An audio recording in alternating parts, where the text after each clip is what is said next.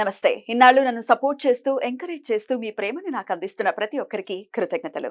అలాగే ఈ వీడియో కూడా ఖచ్చితంగా మీకు ఉపయోగపడుతుంది. లైక్, షేర్ అండ్ సబ్స్క్రైబ్ చేసి మీ సపోర్ట్‌ని నాకు అందించండి. అలాగే ఈ వీడియో పట్ల మీకున్న అభిప్రాయాన్ని కామెంట్ సెక్షన్‌లో కామెంట్ చేసి తెలియజేయండి. ఇప్పుడు వీడియోని చూద్దాం. నమస్తే. Welcome to our channel. నేను పద్మిని. ముందుగా ప్రేక్షకులకి శ్రీ క్రోధినామ సంవత్సర ఉగాది శుభాకాంక్షలు. ఉగాది అంటే ఖచ్చితంగా మనం మన రాశి ఎలా ఉంది అనేది ఖచ్చితంగా తెలుసుకునేటటువంటి ప్రయత్నం చేస్తాము. ఈ ఉగాది నుంచి వచ్చే ఉగాది వరకు ఎలా ఉంది అసలు గ్రహ సంచారము, ఎలాంటి గ్రహాలు ఎలాంటి ఫలితాలను ఇవ్వబోతున్నాయి అనేది మనకు తెలియజేయడానికి మనతో పాటు సిద్ధంగా ఉన్నారు వేదిక్ ఆస్ట్రాలజర్ అవినాష్ దాస్ గారు. మాట్లాడదాం. అవినాష్ గారు నమస్తే అండి. నమస్తే. ఓం నమ శివాయ. ఓం నమో వెంకటేశాయ. ప్రేక్షకులందరికీ ఉగాది శుభాకాంక్షలు. థ్యాంక్ యూ అండి. మీకు కూడా ఉగాది శుభాకాంక్షలు. సో క్రోధినామ సంవత్సరం మొదలవుతోంది కాబట్టి అసలు గ్రహ సంచారం ఎలా ఉందో ఒకసారి తెలియచేయండి. ఏ గ్రహం చేత ఈ సంవత్సరం మొత్తం కూడా మనము పాలించబడుతున్నాము, ఇవన్నీ ఈ డీటెయిల్స్ అన్ని ఒక్కసారి. ఈ సంవత్సరము క్రోధినామ సంవత్సరము, రాజువు కుజుడు, మంత్రి శని. కాబట్టి ఈసారి మంత్రి శని బాగా మంచి స్ట్రాంగ్ పొజిషన్లో ఉన్నారు. అందుకనే మనం చూస్తున్నాము ఈసారి ఎవరెవరైతే తప్పులు చేశారో వాళ్ళందరూ జైలుకి వెళ్ళడం కూడా జరుగుతుంది. చాలా మంది పొలిటీషియన్స్ కూడా వెళ్ళారు. సో ఈ సంవత్సరం శని ఎవరిని వదలరు. చాలా మంది శిక్షలు పడతాయి. జైలు శిక్ష అని కాదు, రకరకాల శిక్షలు పడతాయి వాళ్ళ తప్పుల్ని బట్టి, వాళ్ళ తప్పుల్ని బట్టి. అలానే ఎవరైతే మంచి చేశారో వాళ్ళందరికీ శుభం జరుగుతుంది తప్పనిసరిగా. శని ఈసారి డెలివరీ చేయబోతున్నాడు. 30 years తర్వాత శని మంచి స్ట్రాంగ్ పొజిషన్ లో ఉన్నారు. తర్వాత కుజుడు ఈ సంవత్సరానికి రాజువు కాబట్టి ఈ సంవత్సరం మనము చూడేది చాలా రిఫార్మ్స్ ఉంటాయి. బేసిక్ గా రియల్ ఎస్టేట్ రంగంలో చాలా రిఫార్మ్స్ ఉంటాయి. అగ్రికల్చర్ సెక్టర్ లో చాలా రిఫార్మ్స్ ఉంటాయి. ట్రాఫిక్ రూల్స్ మారిపోతాయి. ఇప్పుడులాగా ఉండదు. మీరు ఇష్టం వచ్చినట్టు వెళ్ళడము, helmet rules, drunk and drive rules, triple writing, ఈ రూల్స్ అన్ని మారిపోతాయి. ఇప్పుడు మనం చూసాము నిన్ననే చట్టం వచ్చింది. 1st July నుంచి కొత్త చట్టం ఇంప్లిమెంట్ చేస్తున్నారు. పోలీస్ వాళ్ళు చేయడానికి వీలు లేదు. వేస్తే కొత్త కేసులు పోలీసులు నార్మల్ సిటిజన్ మీద చేయడానికి 3rd degree యూజ్ చేయడానికి వీలు లేదు. యూజ్ చేస్తే దానికి స్పెషల్ చట్టాలు ఉన్నాయి. కొత్త రూల్స్ అన్ని, కుజుడికి సంబంధించిన రూల్స్ అన్ని. పోలీస్ రంగం మంచిగా నీట్ గా తయారవుతుంది. క్లీన్. మోదీ గారు ఈ రూల్స్ అన్ని తీసుకురాబోతున్నారు. మనం రియల్ ఎస్టేట్ కూడా చూసుకుంటే ఫ్లాట్ బుక్ అయిన తర్వాత, అడ్వాన్స్ ఇచ్చిన తర్వాత చేతికి ఫ్లాట్ అందడం లేదు. చాలా మందికి ఇంత కదా చూసాం. ఇప్పుడు అలా కాదు. ఇప్పుడు అందరికి చేతికి అందేలా మోడీ గారు ల్యాండ్ రెగ్యులేషన్, ఫ్లాట్ రెగ్యులేషన్ అన్ని మారుస్తున్నారు. కుజుడు కాబట్టి మోడీ గారు చేత చేయిస్తున్నారు. పోలీస్ డిపార్ట్మెంట్ కావచ్చు, రియల్ ఎస్టేట్ కావచ్చు, అగ్రికల్చర్ కూడా ఎంఎస్పి రేటు మనం చూసాము. ఫార్మర్స్ ఎంత గొడవ చేశారు. ఈ అన్నిటికీ solution MSP rate government decide చేస్తుంది. ఫార్మర్స్ బాగుండాలి, మనం బాగుండాలి, ఈ దళార వ్యవస్థ అనేది తగ్గిపోవాలి. సో అన్ని మనం చూస్తే ఈ అగ్రికల్చరు చాలా రేట్లు మారుతాయి. పప్పు దినుసులు, కూరగాయలు మొత్తం ప్రతి రేటు మారిపోతుంది. ఇప్పుడు మెల్లిగా స్టార్ట్ అవుతుంది. 27, 28 కల్లా కొద్దిగా ఈ ఫుడ్ ప్రైజెస్ అనేది పెరగడం జరుగుతుంది. ఈ సంవత్సరం మెల్లిగా మొదలవుతుంది. ప్రైజెస్ అనేవి కొంచెం ఇంక్రీజ్ అవుతాయి. అయితే దేశ కాలమాన పరిస్థితుల గురించి మాట్లాడుకుంటే ఎలక్షన్స్ రాబోతున్నాయి. ఇటు ఆంధ్రాలో వస్తున్నాయి, తెలంగాణలో ఎంపీ ఎలక్షన్స్ ఉన్నాయి, అలాగే సెంట్రల్ ఎలక్షన్స్ కూడా రాబోతున్నాయి. ఎట్లాంటి ప్రభావం చూపించబోతుంది క్రోధినామ సంవత్సరం? క్రోధినామ సంవత్సరం కాబట్టి ఎలక్షన్ చాలా వేడిగా జరుగుతుంది. మనం చూసుకుంటే కుజుడు ఈసారి రాజు కాబట్టి సనాతన ధర్మం పరిపాలిస్తుంది. అంటే సింపుల్ గా సెంటర్ లో మోడీ గారు విన్ అవుతారు. మళ్ళీ మోదీ గారు వస్తారు. 100% గ్యారంటీ. ఇక్కడ మన ఆంధ్రాలో నేను చెప్పకూడదు. ఇప్పుడు డైరెక్ట్ గా చెప్పకూడదు. అంటే నేను సెంట్రల్ చెప్పినప్పుడు ఆంధ్రాలో ఎందుకు చెప్పకూడదు? ఆంధ్రాలో చెప్పకూడదు. ఇప్పుడు నేను చెప్తాను, ఒక విషయం చెప్తానండి. పరిస్థితి బట్టి ఉంటది. ఇప్పుడు మోడీ గారికి ఎదురు రాహుల్ గాంధీ గారు ఉన్నారు. అతను పెద్ద, అతని జాతకంలో బలం లేదు. మీరు ఆస్ట్రాలజీ ప్రకారం చెప్పట్లేదు, మనుషుల ప్రకారం చెప్తున్నారా లేకపోతే ఆస్ట్రాలజీ ప్రకారం చెప్తున్నాను. ఆస్ట్రాలజీ ప్రకారమే చెప్పండి. మరి ఇప్పుడు నరేంద్ర మోడీ గారిది అనురాధ నక్షత్రం. అనురాధ నక్షత్రం అంటే స్టార్ ఆఫ్ సక్సెస్. అతని ఎదురుగా రాహుల్ గాంధీ గారు ఉన్నారు. అతని జాతకం చాలా వీక్, అతను నుంచో లేరు.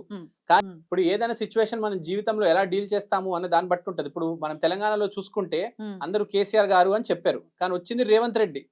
సో పరిస్థితి బట్టి, కాలమాన పరిస్థితులు బట్టి ఏదైనా నిర్ణయం అనేది జరుగుతుంది.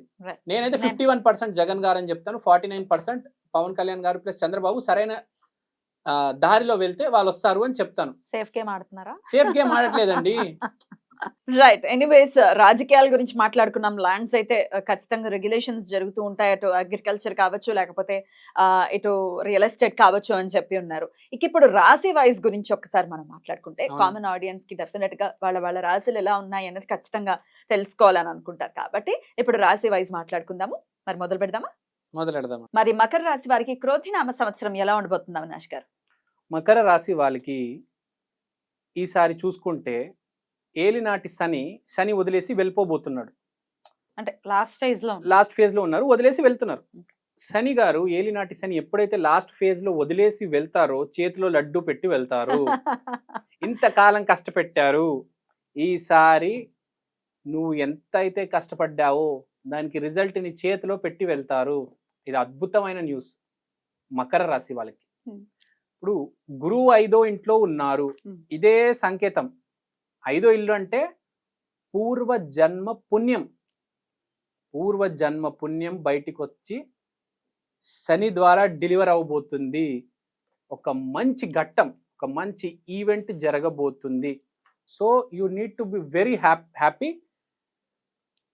ఈసారి ఏలినాటి శని ఈ జన్మల్లో చేసిన పాపాలన్నీ పూర్వజన్మలో చేసిన పాపాలు కూడా, అంటే ఏవైతే క్యారీ అవుతున్నాయో కంటిన్యూస్గా అవన్నీ క్లియర్ చేసి ఏలినాటి శని వెళ్ళబోతున్నాడు. కాబట్టి మీకు జన్మల పుణ్యము, పూర్వజన్మ పుణ్యము ప్లస్ ఈ జన్మ పుణ్యం కూడా ఈసారి చేసిన మంచి పని, అంటే చెడు తొలగించి పూర్వజన్మ మంచి ఈ జన్మ మంచి రెండు చేతిలో ఇచ్చి వెళ్ళబోతున్నారు. ఇది చాలా హ్యాపీ న్యూస్ మకర రాశి వాళ్ళకి.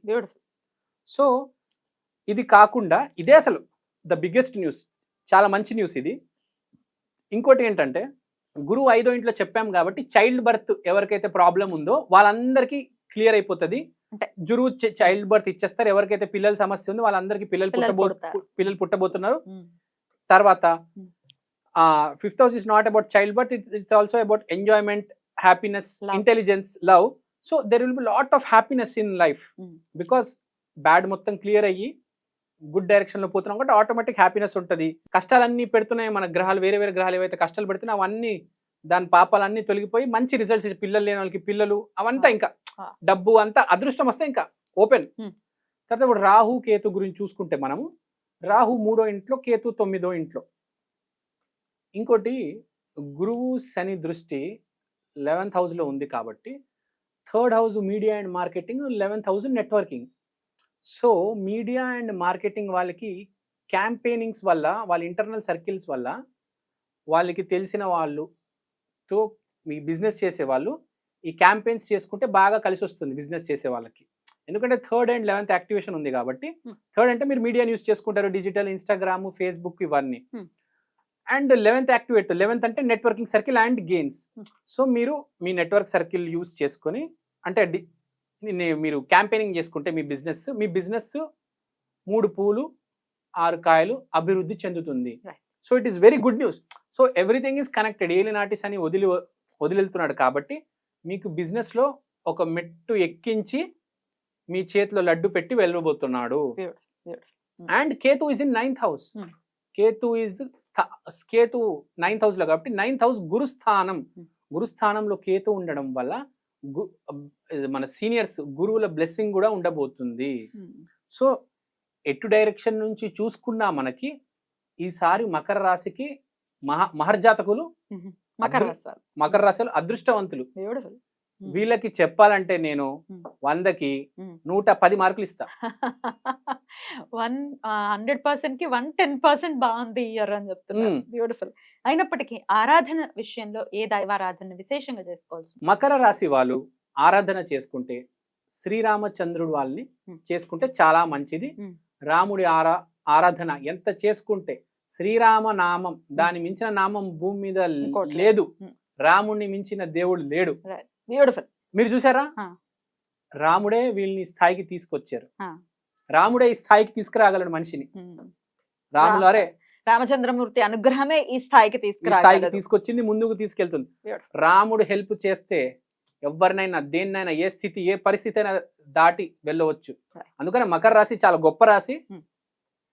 అనుగ్రహం ఉంది శ్రీరామచంద్రుడిది. అస్సలు భయపడొద్దు, ముందుకు వెళ్ళిపోండి అంతే.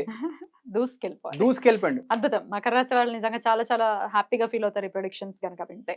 అద్భుతం. చాలా అద్భుతంగా మాకు వివరించారు. ఇక నెక్స్ట్ ఎపిసోడ్ లో కుంభరాశి గురించి మాట్లాడుకుందాం. నమస్తే. నమస్తే.